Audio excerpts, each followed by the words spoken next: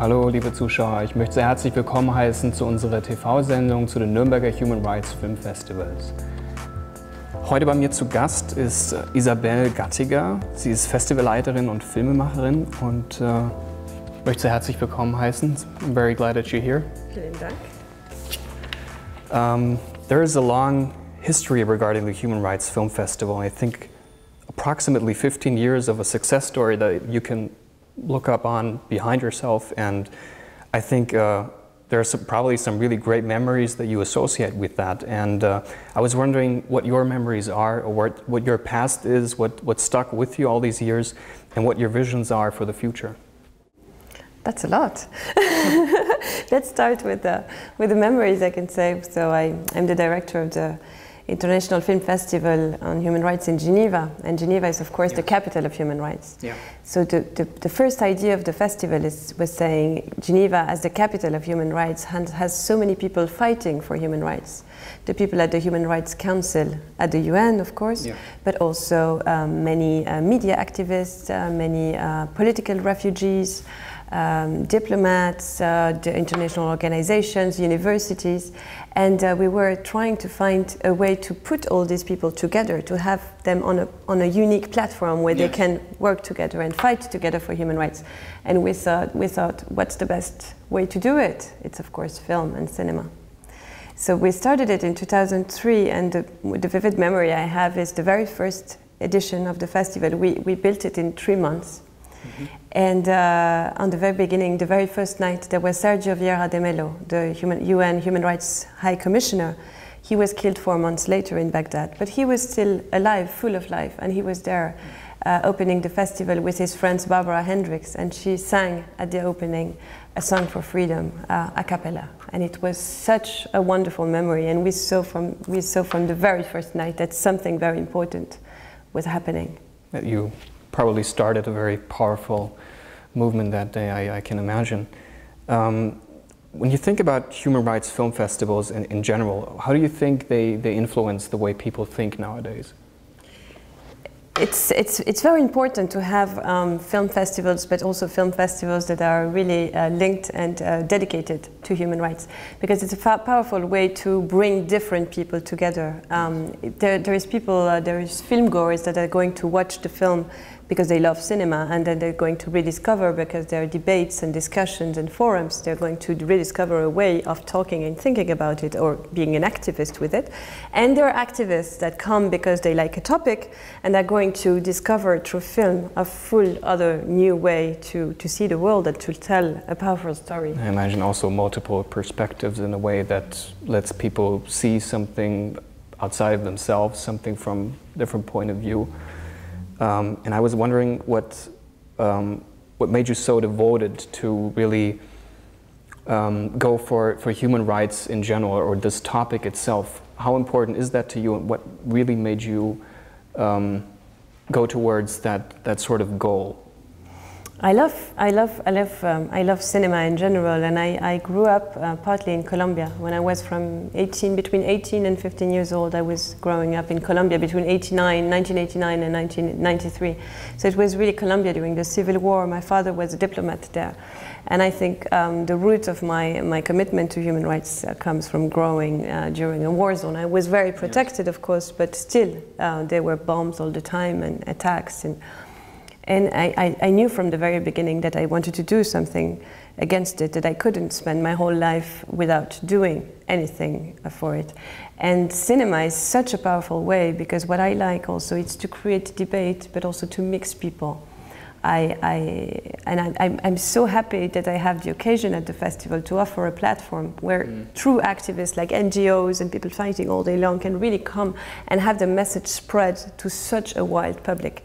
Of course, the goal of these film festivals is to go further than the converted. And many of them can, of course. It's such a powerful way, because if you screen a film by Vanessa Redgrave, of course there's many people coming because they're so fond of Vanessa Redgrave, but finally they will have, maybe for the first time of their life, a real true story about migrations and migrants and the tragedy of refugees. Yes, I think that's a very relevant topic nowadays, as it was in the past, and it's just an ongoing situation depending on heritage and countries and different cultures coming together in this sort of melting pot, I believe, that this Human Rights Festival also offers to people. Would you say there is a special way that these festivals can reach humans in general? Well, we do in Geneva, and I saw that in Nuremberg they do it too. We try to also screen films in very different locations. So we go and we screen fantastic films in refugee shelters, we go to theaters, we go to hospitals, we screen films in prisons, in sports centers. We screen actually films in 43 different locations in Geneva. They're very unconventional. They're very unconventional. There are, of course, the main venues that are very classical for a film festival, but then we really try to break the walls and go to the public. Which is very interesting is that we also bring film stars in the countryside. For instance, 3 years ago, we had Eric Cantona, and he went to Rahmen, really in the countryside of Geneva, farther than the airport. And if you wanted to meet Eric Cantona, you had to go in the community center of Rahmen and have him talk about football and sports and integration. Or 2 years ago, we had also Gael Garcia Bernal, the Mexican filmmaker. And if you wanted to meet him, you had to go to the refugee shelter of the Grand Saconnet. That's the only place where he made an intervention. So of course the mix of people, when you have a film star in a refugee shelter, is completely unbelievable, and the discussions that go. And the way people see the world is really going to completely change. And I think it also eliminates that sort of feeling of distance between the viewer and the filmmakers or the people themselves coming together in these unconventional locations, I imagine.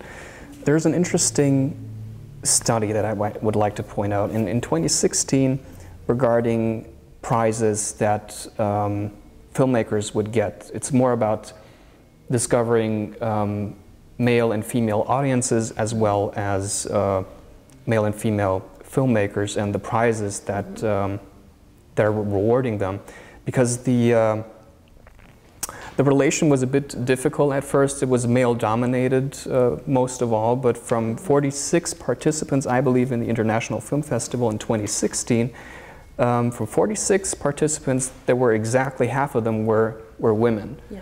And I would like to know what do you think about that? Is there a tendency towards integrating women in this Human Rights Film Festival, where it's coming together as in a sense of equality that's connected to that? Oh, we do have this as an objective, so we do fight for it, and sadly, of course, there is 50% or almost 50% of women filmmakers, which is already very difficult, but we also have 50% of women participant, because every night we organize high-level debates. There is this concept of one film, one subject, and one debate. So we have these 16 very high-level debates every night with Nobel Prizes, Edward Snowden speaking live during 45 minutes, very high-level economist. Dilma Rousseff was also here last year speaking at a debate. And of course, we want women, but we also want women from the South countries or developing countries. And sadly, of course, you have to do a big effort to be sure to get this 50%. And we are reaching it, and we are very proud of it. But it's really something we fight for, because sadly, of course, if you want to create a forum or a debate with experts, you're always going to go through first male names. But it's slowly changing, and I'm very proud of it. It's one of my main prides about the festival. There's a new dynamic that's kind of evolving through this spirit of the Human Rights Film Festival, would you say that? Or in general in society. You really need to do this effort to go and seek women experts to be on a table and to debate. Because otherwise men are naturally going to take this place. But if you do the effort and you say we're not going to take this male that is already everywhere in the media, but we're really taking these young, bright women to speak on his place, of course, the debate is going to be much more interesting. Yeah, I believe but so if you don't do it actively, it's not going to come. Very right. You discussed different themes regarding each night or each day of these human rights film festivals that just talk about very different subjects that maybe are taboo to others but are specifically brought to attention during these events. And one of that would be racism and black power, and people trying to really defend fundamental values that are connected to that sort of history. What do you think those are, and where do you see yourself and your own actions evolving this process further along? It's a very interesting question. It was a wonderful night. It was last year. We actually did 2 screenings. It was around the film called I Am Not Your Negro by Raoul Peck, that was just Oscar nominated 1 week before, 2 weeks before, end of January, and it just got an award at the Berlinale too. And so we had this film screened. Raoul Peck, the filmmaker, was there.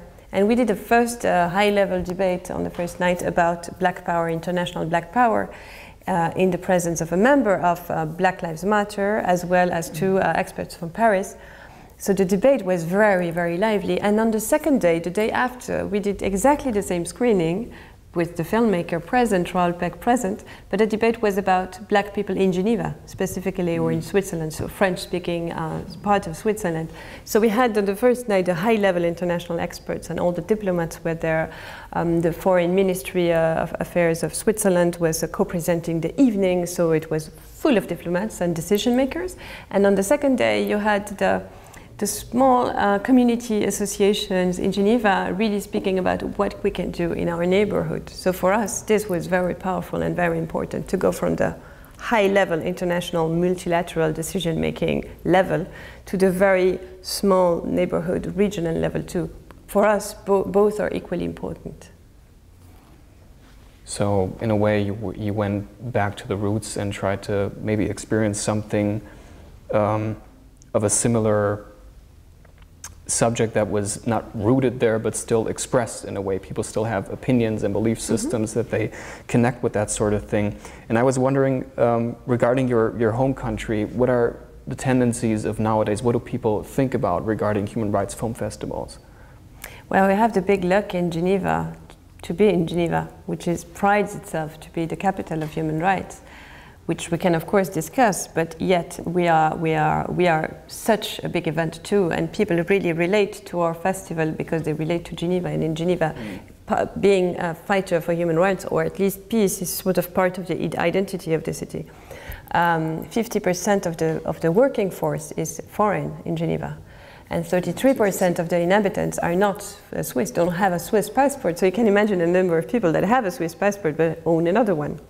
So it's a very, very multicultural international city, and we are part of the identity, and people really relate to the festival, which means that when the festival is there, people run and rush to and go, and everything is fully packed. I mean, the big complaint we have about the festival, and we have 43 venues in a small city, is that everything is too full. Mm-hmm. I had a story once. We did a screening in a psychiatric asylum of a film called Nice People, and a woman came with a very big bag. Mm-hmm. And I asked her, what do you have in your bag? And she said, I have a chair, because I don't have a lot of money, so I basically go in the community screenings of the festival in the rural areas, because it's free. And because everything is so full, I come with my chair, so I'm sure to be seated. So people become nomads just to experience this, yes, this wonderful film festival. Yes, and the success and the vibration during the festival is unbelievable. But of course, the context would be completely different in another city. So we have a partner festival in Zurich and another partner festival in Lugano. So Zurich is a completely different city. It's a more banking city of fair industry, a lot of money going on through. Mm-hmm. So the festival is a little bit smaller, but it's also very interesting. And then Lugano, Ticino, the Italian part, speaking of Switzerland, has an extreme right movement that is quite strong. And there the festival is more in a resistance mode, trying to bring a human rights voice in a context where it's being quite forgotten. That's, I think, a very interesting topic that I would like to dive in further. I believe that there are certain countries who are less represented or not represented at all. So at these film festivals, they still offer certain blind spots, so to say, or people coming from countries who are refugees who had to escape certain systems and norms that wouldn't even allow them to leave the country. Is there anything that you can tell us, possibly from your own experience, from people you've met who went out of their way to attend these film festivals to really make their voice heard and who have very troubled pasts? Yes, for instance, 2 years ago we did an evening about Yazidi women, and we got an email from Narine Chameau, that was a completely unknown Yazidi activist, and she wrote to someone she knew at the High Commissionary on Human Rights. And the email really stated, please, can you contact these people at the festival? I just want to speak 5 minutes at the festival because this would change my life.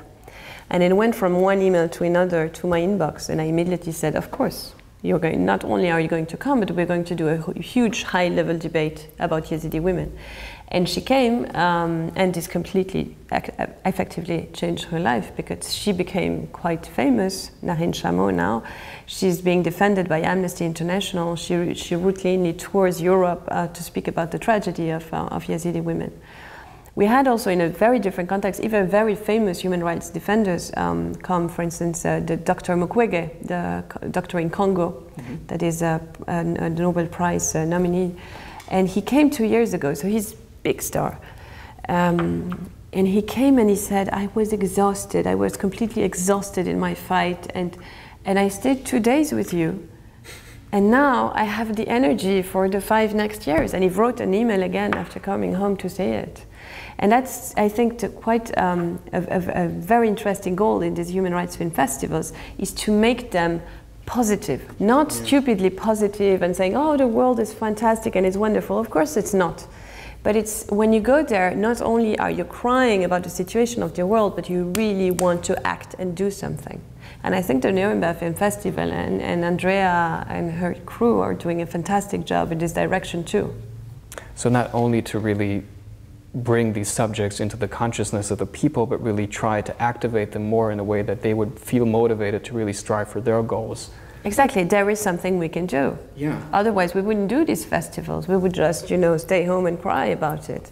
No, we think it's important to give a voice to these people, but also to bring people together to have a concrete action, which is, Geneva is of course a fantastic city and context to do so.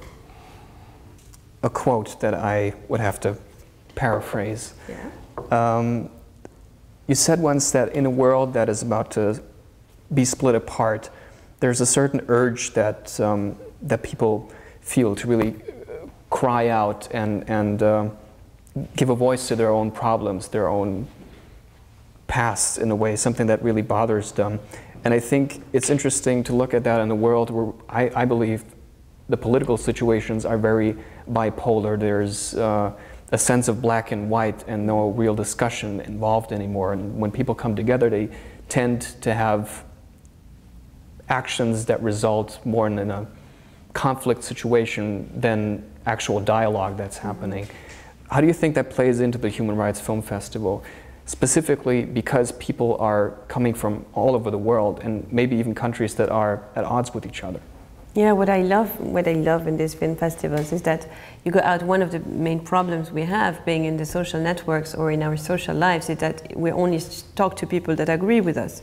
Yeah. And that suddenly, exactly as you mentioned, if you have someone in front of you that you do not agree with, either it escalates very fast, or you just stop the discussion and saying, we just do not agree, which is incredibly unhealthy. Yes. And actually, we do believe that that the confrontation, a healthy confrontation, listening to one another, and really a powerful debate is missing in society. And this Human Rights Film Festival can really bring a platform, and sort of agora or political space to do so. And I mean politics in the most noble way. I think a way maybe to let people really thrive in an environment that they feel safe in, I think. Not just to speak their minds, but also to have like an open field of discussions where nobody's really attacking them, even though, of course, there are prejudices involved, I believe. Regarding the public events of a film festival, maybe compared nowadays to how it was in the past, how can this really influence people in a way now that we have the internet and social media and all kinds of things to really archive these film festivals, not just the movies themselves, but the discussions, the discourse about these. What role does that play? social media and internet in general. Yes. Of course, there are two sides of it. It's a fantastic way to act. It's a fantastic way to rally people together to make a powerful call to an action. It's also a fantastic way in places where there is no way of doing films or sending images to put them online and to say really what's happening. And of course, on the other side, it's being completely misused by extreme right groups or neo-fascist groups or governments, dictators and non-democratic governments to fight against human rights. But I'm still very interested in the potentiality and the possibilities of it. The big danger would be to shut everything down, saying it's being used by extreme right. But of course, if you want democracy and free speech, there is always a price to pay.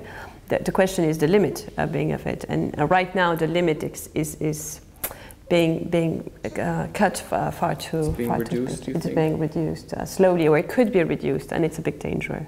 I do believe in really having free speech and taking the risk, of course, to having it misused. What do you think these film festivals, in a way, what are your personal goals, or something that you would still want to achieve for yourself? Or something where you feel like you're not quite there yet? You have a very long success story to look back to, but what are your hopes for the future? The hope is to stay focused and to stay sharp. It's always very difficult to do it every year again, and every year to find the right topics and to find the right topics that go towards the future and toward actions. And it would be a danger, of course, to start to feel sort of normalized or adult maybe, and sort of to become a sort of boring festivals where you always talk about the same topics, and people, usually maybe white male, talk together and talk about how great the Swiss government and these governments and the UN are doing, the job they're doing. We of course want to stay sharp. We want to go on also questioning what is being done. I think something very important in all these festivals is not only to criticize what is being done by Donald Trump or the Burmese government or in any African countries or whatever, but it's also it's very important to criticize what is being done in Switzerland or here in Germany. If you only watch the rest of the world and just stay quiet about what is happening because, for instance, your government funded, then you're out.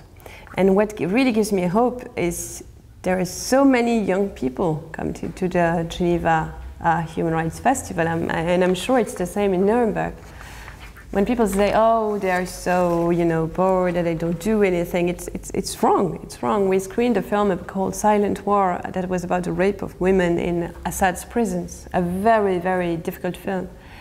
And I was doing it was a world premiere, and I was doing the Q&A with the filmmaker, and I watched the theater. It was 400 people, and maybe 3 of them were over 30. All the attendants, and it was an evening screening, they were between maybe 18 and 22 and 23. And I realized that on the contrary, at that age, they weren't being blasé about it. People maybe that were 40 years old were thinking, oh, a film about rapes in prisons by Bashar al-Assad, oh, this is too much for me. Yes. Young people do address these questions and are not afraid to come and listen and then try to act. What I would like to achieve more in the future is really giving a way to all these thousands of young people coming to the festival to really do a concrete actions in Switzerland and maybe beyond. Because we do feel this energy is there to say we want to do something, and it's sometimes very hard. We tell them go and go volunteer for Amnesty International, go volunteer for the refugees in Switzerland, etc. But I'm sure we can do more. We can do more to tell them it's possible to, not to stay quiet. Yes. Well, it's really interesting because I didn't know that myself, that so many young people are actually really involved in this scene, and they are not afraid to talk about topics that are considered taboo or something that older generations would rather not talk about because it makes them feel uncomfortable for whatever reason. But what do you think are the benefits for having older generations participate at these film festivals? Of course, the younger generations are important, and they they bring that energy with them. They bring an energy for these festivals to head to some kind of positive future as well. But what would you recommend for, let's say, people over 40 to attend these film festivals? What are their benefits? What do they bring to these film festivals, and what can these festivals offer to them? They're very important because sadly they're maybe the majority to vote. So we do need them to go on voting for the right people. They are the ones who own the newspapers. They are the ones who own so many industries and ministries, and it's usually people over 40, so we need to make them change. We need to make them listen also to what is being said and to listen to a new way also of communicating. And we need them, yes, basically, because they are decision makers. I believe we are. Yeah. True. Is there anything else you would like to add or further elaborate? No, I think it's fine. I'm sure it's good. If you're happy, I'm happy. I am. Good. This was our first show. Good. Vielen Dank, dass Sie zugesehen haben. Ich hoffe, Sie haben einen besseren Eindruck über Isabelle Gattiker gewinnen können, und wir freuen uns, dass Sie die nächsten Tage noch bei uns bleiben in der Sendung. Vielen Dank.